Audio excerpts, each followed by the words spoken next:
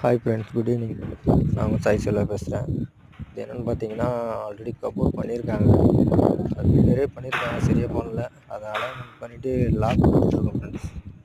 பாருங்கள், பிடிச்சிருந்தா லைக் பண்ணுங்கள், ஷேர் பண்ணுங்கள், சப்ஸ்கிரைப் பண்ணுங்கள்.